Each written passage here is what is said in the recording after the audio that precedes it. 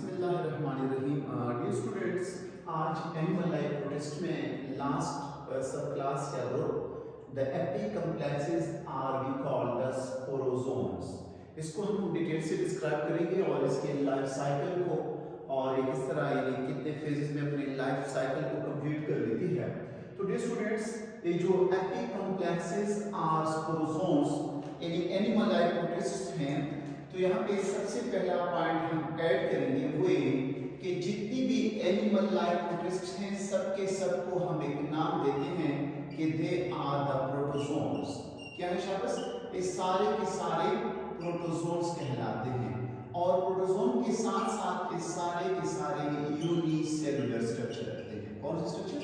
ये यूनिसेलुलर, ये एक सेल में मुश्तमिल होते हैं। और डियर स्टूडेंट्स, इससे पहले के ग्रुप्स में आप लोगों ने देखा कि हमारे पास जो जू फ्लैजिलेट्स थे वो एनिमल लाइफ के लिए फ्लैजिला रहते हैं और एनिमल लाइफ मूव करते हैं। सिलेट्स के साथ लोकोमोटरी आर्गन सीलिया होते हैं। और ये जो क्लास है एपी कॉम्प्लेक्सेस, इनके मेंबर आप लोग यहाँ पे ऐड कर सकते हैं कि ये मेंबर्स अगर हम गौर से देखें नो लोकोमोटरी आर्गन, इनके पास ना एमिबल लाइक स्फेरोपोडिया, ना सीलिया यानी पैरामीशियम लाइक और ना इनके साथ यानी में से के फ्लैजेला होते हैं। इनमें लोकोमोटरी आर्गन नहीं होता है, तो यहाँ पे हम ऐड कर सकते हैं नो लोकोमोटरी आर्गन प्रेजेंट, यानी इनमें कोई लोकोमोटरी आर्गन आपको नहीं मिलेगा। लेकिन ये जो यानी लाइफ प्रोटिस्ट में से एपी कॉम्प्लेक्सेस हैं, इनमें से जो बेस्ट एग्जांपल है वो ह्यूमन का यानी disease causing parasite, we call them the endoparasite of human। एक एंडोपैरासाइट है और इंसान को डिजीज कॉज करते हैं, we call them the malaria. और नेचर में एक पैथोजेनिक है, पैथोजेनिक से मुराद जो डिजीज कॉज कर ले, तो एक पैरासाइट एंडो अंदर रहता है और इंसान में यानी मलेरिया कॉज करती है।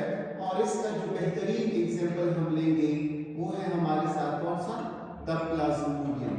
अब इस प्लाज्मोडियम का डिटेल से हम ये स्टडी करेंगे कि प्लाज्मोडियम है क्या, और क्योंकि हम एपी कॉम्प्लेक्सेस को जब डिस्क्राइब करेंगे तो प्लाज्मोडियम को बतौर एक सैंपल लेंगे। तो डियर स्टूडेंट्स, यहाँ पे कुछ पॉइंट्स को आप लोग गौर से नोट कर लें जो आपके बुक में मेंशन है, लेकिन आप लोगों को कंफ्यूजन होगी। देखिए, नो लोकोमोट आर्गन, ये लोकोमोट नहीं कर सकते, फिर भी अगर ये लोकोमोट या एक जगह से दूसरी जगह मूव करते हैं तो इनके लिए बॉडी का फ्लूइड का होना जरूरी है। यानी यहाँ पे अगर हम देखें इनकी जो एक स्पेसिफिक मूवमेंट है, we call them the flexing or you can write here the gliding movement।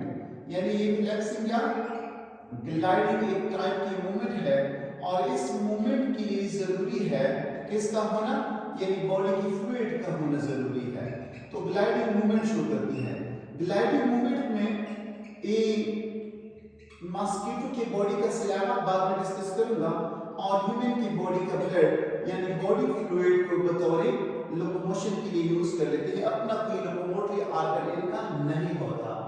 तो डियर स्टूडेंट्स, अब यहाँ पे आ रहे हैं कि दो जो यानी इनके स्पेसिफिक नेम्स हैं, द एपी कॉम्प्लेक्सेस और स्पोरोजोन्स।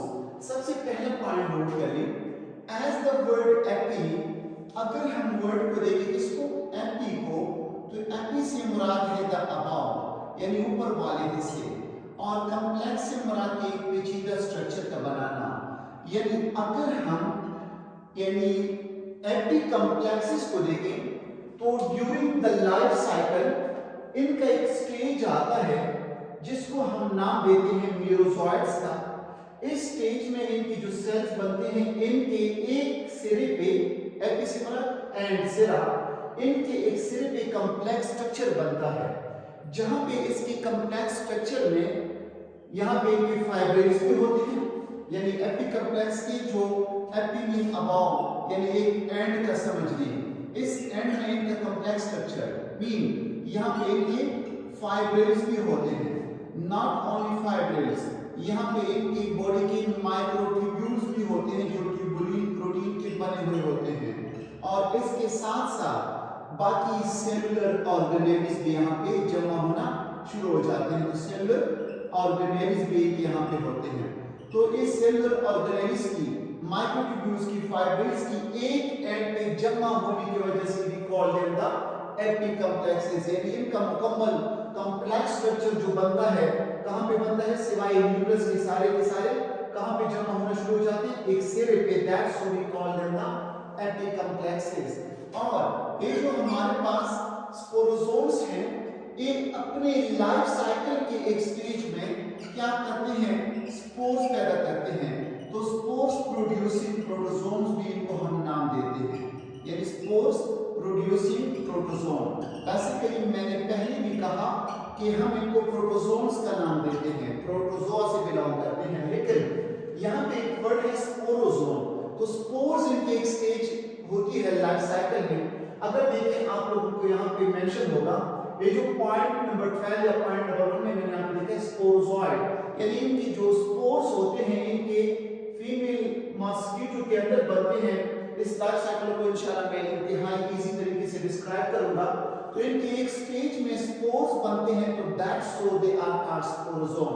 तो इसलिए इनको या एपिकम्प्लेक्सेस या स्पोरोजोम का नाम दिया जाता है। अब देखिए हमारे पास ये जो प्लाज्मोडियम है, ये इस ग्रुप का एक प्लाज्मोडियम एक नहीं होता, प्लाज्मोडियम की काफी ज्यादा स्पीशीज हैं। प्लाज्मोडियम की एक स्पीशीज का नाम है प्लाज्मोडियम कैल्सिफेरम, एक का नाम है प्लाज्मोडियम मलेरी, एक का नाम है प्लाज्मोडियम वाइवस। तो ज्यादा खतरनाक जो स्पीशीज है वो है हमारे पास प्लाज्मोडियम मलेरी और उसके साथ कैल्सिफेरम। ये मैं आपको स्लाइड में शो करूंगा। प्लाज्मोडियम है क्या, प्लाज्मोडियम को आप लोग लिख सकते हैं कि प्लाज्मोडियम इज द एमपी से मुराद की मलेरिया का एक पैरासाइट है जो इंसान की बॉडी में एंडो के तौर पे रह के पैथोजेनिक मीन डिजीज कॉज करने वाला एक पैरासाइट जो डिजीज कॉज करता है, और उस डिजीज का नाम रखा जाता है मलेरिया का। बाद में बताऊंगा कि मलेरिया क्या है और मलेरिया के बेसिक अलामत क्या है। अच्छा तो डियर स्टूडेंट्स, इसका जो काफी ज्यादा नोन एग्जांपल, यानी जो काफी ज्यादा नोन है, जो इंसान को डिजीज काज करता है, तो नोन एग्जांपल है हमारे पास द प्लाज्मोडियम। जैसे कि मैंने ऑलरेडी इसके ऊपर लिखा है, रिपीट भी हो रही बात, लेकिन दोबारा से नोट कर लें कि नोन एग्जांपल इसका प्लाज्मोडियम। और इस प्लाज्मोडियम का जो कैरियर है we call them the mosquito.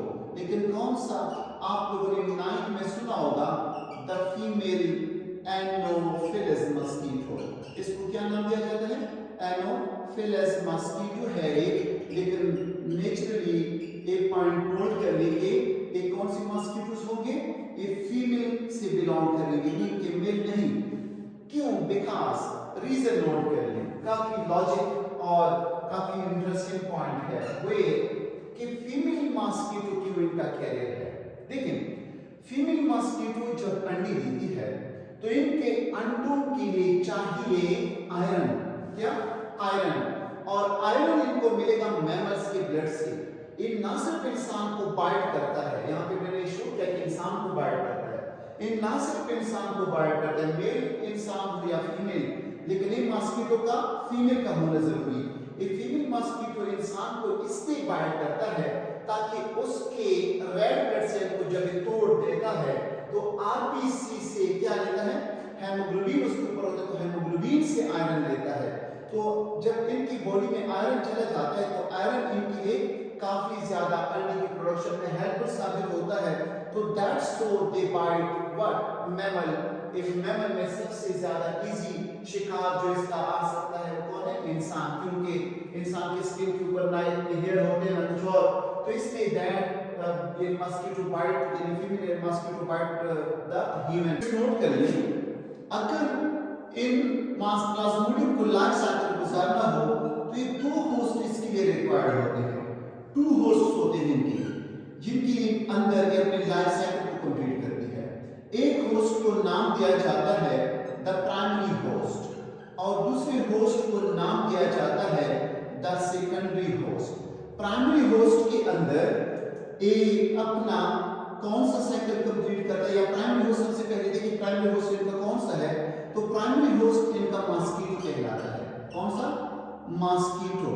और सेकेंडरी होस्ट इसका ह्यूमन है, सेकेंडरी होस्ट इसका ह्यूमन।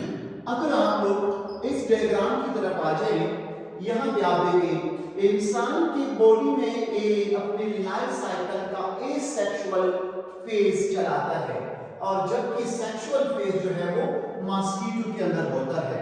तो यहाँ पे आप लोग इस तरह भी मेंशन कर सकते हैं कि सेकेंडरी होस्ट जिसको हम नाम देते हैं इंसान, तो यहाँ पे एसेक्सुअल फेज अपने लाइफ साइकिल का चलाता है, एसेक्सुअल स्टेज या फेज। अगर हम प्राइमरी होस्ट को देखें जिसको हम मस्किटो का नाम देते हैं, तो यहाँ पे इनका sexual phase of life cycle होता है। अब यहाँ पे एक इंपॉर्टेंट चीज, एसेक्सुअल फेज और एसेक्सुअल फेज आपस में अल्टरनेट करते हैं, यानी एसेक्सुअल के बाद सेक्सुअल और सेक्सुअल के बाद एसेक्सुअल।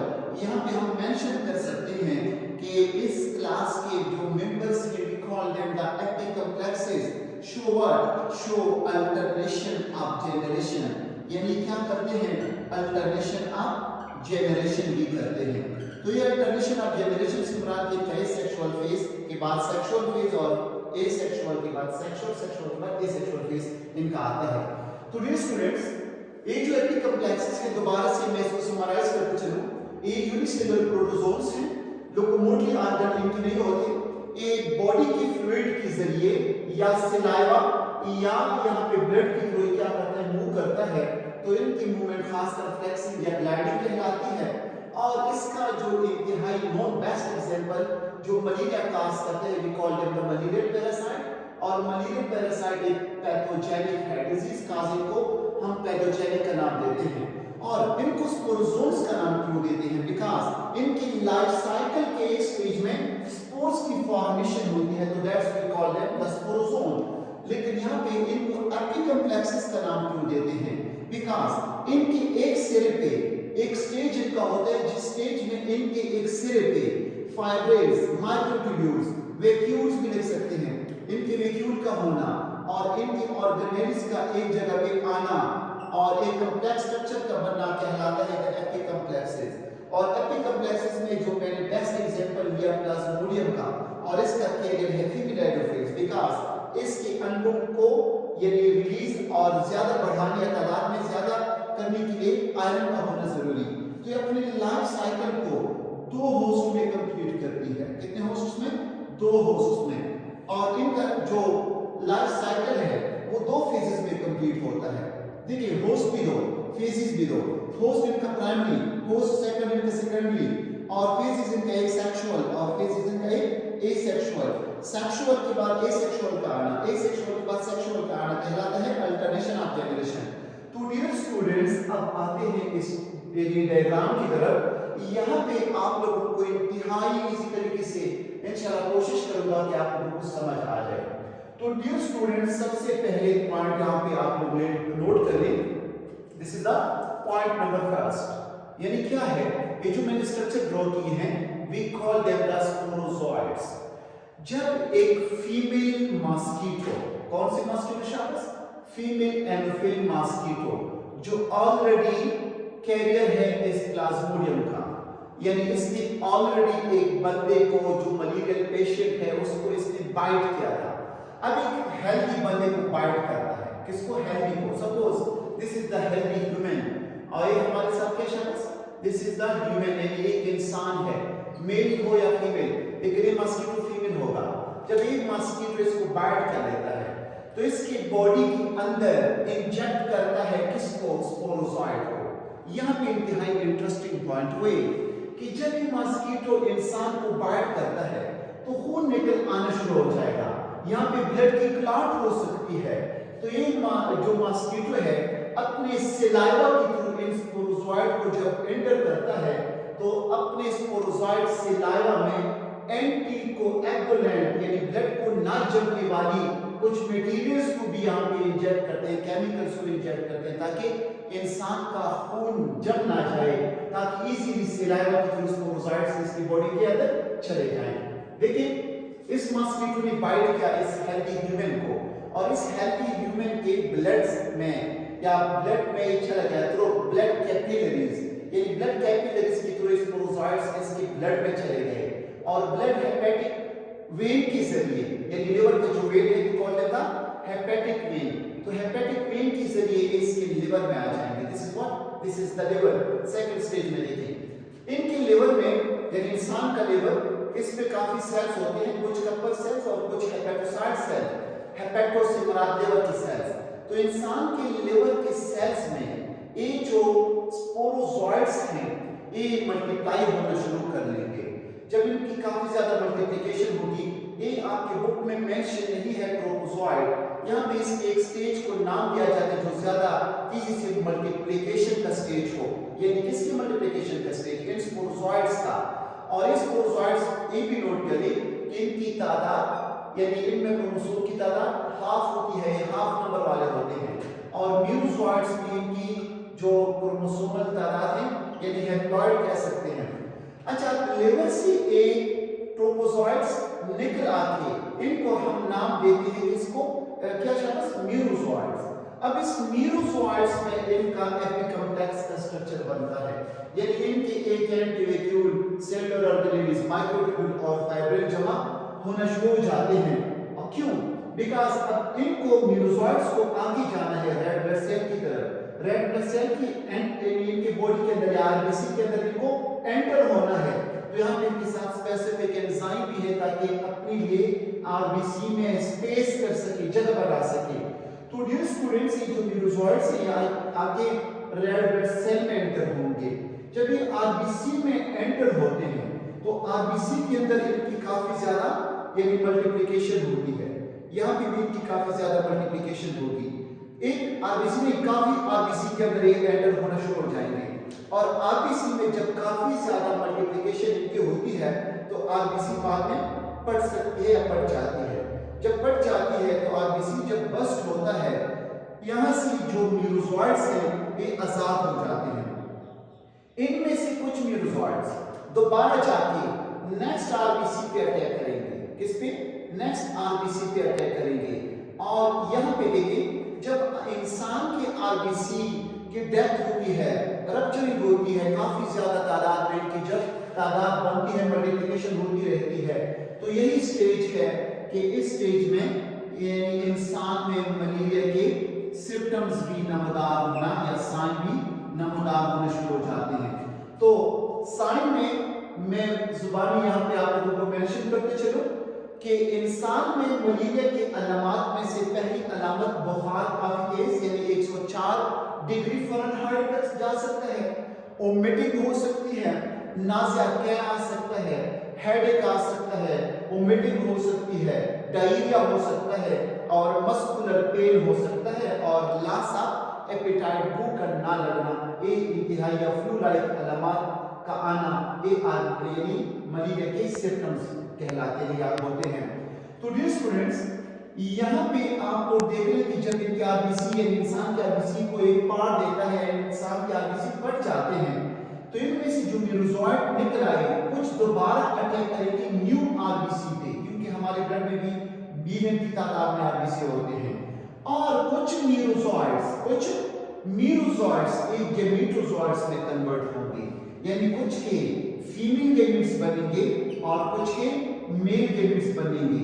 ये जो नीचे मैंने ड्रॉ किया है, दिस स्ट्रक्चर इज द यानी फॉरवर्ड फॉर मेल और this is for female gamete. तो कुछ गैमेट इसके मेल बन जाते हैं और कुछ गैमेट इसके फीमेल बन जाते हैं। जब गैमेट्स बनते हैं, यहाँ तक का stage we call them the asexual phase, और ए फेज इंसान की बॉडी में अकर होता है। यानी जैसा कि आप लोग अगर गौर कर लें, मैंने यहाँ पे यानी लिखा था कि ये अपने लाइफ साइकिल को दो स्टेजेस में ले जाती है और दो होस्ट में। तो यहाँ पे सेकेंडरी होस्ट पर मैंने लिखा था कि ह्यूमन और एसेक्सुअल फेज, और यहाँ पे मस्कीटो में एसेक्सुअल फेज कंप्लीट करती है। कि आगे दोबारा से आप लोगों को मैं बताता चलूं कि यहाँ पे इनका आगे का स्टेज कैसा होगा। डियर स्टूडेंट्स, इनकी जो गैमीट्स बनते हैं ये भी with half number of chromosome in haploid, और इनके जो स्पर्म बनेगा इसको आप जस्ट स्पर्म का नाम दे तो ये भी with half number of chromosome. Dear students, अब नोट कर लें, एक नया अनदर मॉस्किटो आता है, लेकिन वही मॉस्किटो जो क्या हो, फीमेल एनोफिलस हो। तो फीमेल एनोफिलस मॉस्किटो आके जब इस पेशेंट को बाइट करता है, इस पेशेंट के ब्लड को जब ये सक करता है, चूसता है, मैंने पर्पस बताया कि फॉर यानी गेनिंग या ऑब्टेनिंग या गेटिंग हेमोग्लोबिन का आयरन।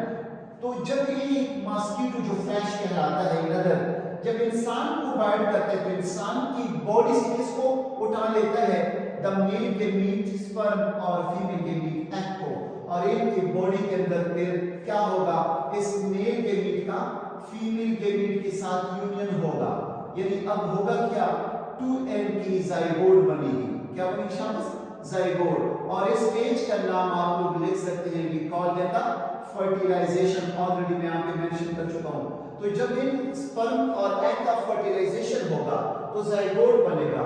जाइगोट के बाद यहाँ पे oocytes बनेगी, लेकिन स्टेज बनने से पहले आप लोग यहाँ पे पॉइंट ऐड कर लें कि दोबारा से क्या होगा, मियोसिस होगा, क्योंकि दोबारा से क्रोमोसोम की तादाद को हाफ ले जाना है। अब देखिए यहाँ पे जब oocytes बनेंगे तो oocytes में क्रोमोसोम की तादाद हाफ, और उसके बाद oocyte बनेंगे। oocyte वो स्टेज है जिसमें इसके अंदर स्पोरोजोइट्स और इसकी गिर्द एक कोरिंग बनती है। जब इनके oocytes बनते हैं, EB with half number of chromosome, हर एक यानी जिसमें एक स्पोरोजोइट होगा वो भी हाफ नंबर क्रोमोसोम के साथ होगा, तो oocyte बाद में बढ़ जाती है, क्या होती है, रप्चर होती है, और इसकी क्या रिलीज होते हैं शाबाश, स्पोरोजोइट्स। जब ये स्पोरोजोइट्स कहां पे चले जाते हैं, सिलाइवा में। किसके सिलाइवा में, द सिलाइवा ऑफ मॉस्किटो। जब ये मॉस्किटो के सिलाइवा में चले गए, ये मुकम्मल मैकेनिज्म कहां पे हुआ, ये नोट करने के मॉस्किटो के डिजाइन नाली गट में होता है। आप लोग लिख सकते हैं कि इनके स्टमक समझने की मैकेनिज्म इनका साथ स्टमक में हो रहा था। जब इनकी काफी ज्यादा oocytes बन गए, उसके बाद स्पोरोजोइट्स की जब रिलीजमेंट होगी तो एक स्पोरोजोइट इनके कहां पे चले जाएंगे शाबाश, सिलाइवा में, यानी थूक में। जब ये नेक्स्ट बंदे को बाइट करेगा तो सेम यही सिचुएशन दोबारा से यानी रिसाइक्लिंग होगी, या यू कैन से इनका अल्टरेशन ऑफ जनरेशन होगा, या इसका लाइफ साइकिल का एसेक्सुअल के बाद क्या आया था शाबाश, सेक्सुअल फेज। और सेक्सुअल फेज इसका कहां पे था शाबाश, यू कैन से कि सेक्सुअल फेज इनका मॉस्किटोज में होता है और एसेक्सुअल फेज इनका ह्यूमन में होता है। अच्छा डियर स्टूडेंट्स, दोबारा से देखिए, जब एक कैरियर फीमेल मॉस्किटो एनोफिलिस जिसमें स्पोरोजोइट्स हो, ये हेल्दी बंदे को बाइट करेंगे तो ये अपने सिलाइवा के थ्रू इसके बॉडी में क्या करेंगे, स्पोरोजोइट्स को छोड़ जाएंगे। जब स्पोरोजोइट्स इस हेल्दी बंदे की बॉडी में एंटर हो गए, ये ब्लड कैपिलरी से होते हुए कहां पे पहुंचेंगे, लिवर पर। जब लिवर में इनके मजीद क्या होगी, मल्टीप्लिकेशन होगी, कहां पे, लिवर के स्पेसिफिक सेल्स है, we call them the hepatocyte cell. इन हेपेटोसाइट सेल का यानी जो मल्टीप्लिकेशन पावर है काफी तेज होगा, तो यहाँ पे इनकी मल्टीप्लिकेशन होती रहती है। इस एज पे जो आपके बुक में mention we call them the trophozoite. अब ट्रोपोजोइट के बाद जहाँ इस लेवल में जब इनकी तादाद काफी ज्यादा हो जाती है तो इसे रिलीज होते हैं, और जब रिलीज होंगे ऐसे स्टेज को नाम देते हैं मेरोजोइट का। इस स्टेज में इसको हम एपिकम्प्लेक्स का नाम दे सकते हैं, क्योंकि इसके एक सिरे पे कॉम्प्लेक्स स्ट्रक्चर बनता है और यहाँ पे स्पेसिफिक एंजाइम भी बनते हैं। अब with the help of this enzyme क्या करेंगे, आरबीसी में एंटर होंगे। तो आरबीसी में एंटर होने के बाद काफी तेजी के साथ मल्टीप्लाई होते हैं मेरोजोइट्स। जब मेरोजोइट्स काफी ज्यादा मल्टीप्लाई होने के बाद तादाद उनकी काफी ज्यादा बनती है तो आरबीसी बेचारी बढ़ जाती है। जब आरबीसी बढ़ जाती है, ज्यादा आरबीसी बढ़ गए तो यही स्टेज है मलेरिया की अलामत शो होंगी जो मैंने पहले बता दी। अब ये आरबीसी बढ़ने के बाद जो मेरोजोइट्स रिलीज हो गए, कुछ दोबारा न्यू आरबीसी पे अटैक करेंगे और कुछ गेमेटोजोइट्स में चेंज होगी, गेमीट्स बनेंगे। मील गेमेटोफाइट का या मेल गेमीट का कुछ स्ट्रक्चर इस तरह कॉम्प्लेक्स बनता है, और सिंपल यहाँ पे आप लोग देख रहे हैं कि एक स्ट्रक्चर है, मीन क्रोमोसोम की तादाद भी हाफ होगी। अब यहाँ पे एक नया फीमेल एनोफिलिस मॉस्किटो आके एक बीमार को काटता है, यानी बाइट कर लेता है। तो एक जो स्पोरोजोइट्स मेरोजोइट्स के स्टेज में, गेमेटोजोइट के स्टेज में थे, अपने बॉडी में ले जाते हैं सकिंग के थ्रू, यानी ब्लड जब सक करता है तो हमारे ब्लड में होते हैं, इनको पिक करता है। जब इसके गट में चले जाते हैं, रिजाइन नाली में, स्टमक में, तो रिजाइन नाली में जाने के बाद यहाँ पे इनकी फर्टिलाइजेशन होगी। फर्टिलाइजेशन के बाद यहाँ पे इसका ज़ाइगोट बनेगा। ज़ाइगोट के बाद दोबारा से मियोसिस होगी ताकि क्रोमोसोम की तादाद दोबारा से हाफ चली जाए। ज़ाइगोट के बाद एक स्टेज आता है, उसका नाम है oocytes। oocytes के बाद एक स्टेज आता है कि कॉल्ड द oocyte। oocyte के गिर्द एक सिस्ट होता है, पर्दा सा बन जाता है, हिफाजती कवरिंग। जब oocyst में काफी स्पोरोजोइड्स बन जाते हैं तो ये स्पोरोजोइड्स इस रिलीज होंगे आफ्टर बर्स्टिंग, ये भी पड़ जाती है। और जब स्पोरोजोइड्स रिलीज हो गए तो ये स्पोरोजोइड मस्कीटो के कहां पे जाने वाले हैं, क्या इनको जाना होगा सेलाइवा में। अब एक मस्कीटो अगर नेक्स्ट एक हेल्दी को बाइट करे तो ये इस तरीके से क्या करेगा, नेक्स्ट बंदे को भी अपने लपेट में ले आ सकता है। और प्लाज्मोडियम आप लोग देखिए, मलेरियल पैरासाइट जो है वो है प्लाज्मोडियम, और कैरियर जो है वो है हमारे पास, यहाँ पे मैंने ऑलरेडी लिखा था, वो है एनोफिल मस्कीटो, लेकिन फीमेल एनोफिल मस्कीटो। अक्सर लोग कहते हैं कि मस्कीटो से मलेरिया लगती है, no, plasmodium is the causative agent. लेकिन ये क्वेश्चन है कि मस्कीटो की बॉडी के अंदर स्पोरोजोइड्स कहां से थे, या इंसान की बॉडी के अंदर एक मलेरिया का पैरासाइट प्लाज्मोडियम कहां से आया था। तो डियर स्टूडेंट्स, नोट करने के this topic is till the hot issue या हॉट डिबेट। मेरे पास भी आंसर नहीं है इसका कि मस्कीटो में पहले यानी प्लाज्मोडियम एंटर हुआ है या इंसान में। तो डियर स्टूडेंट्स, अगर आपको भी नोन हो तो फिर मेरे साथ आप लोग कमेंट्स बॉक्स में शेयर कर सकते हैं। तो थैंक यू वेरी मच।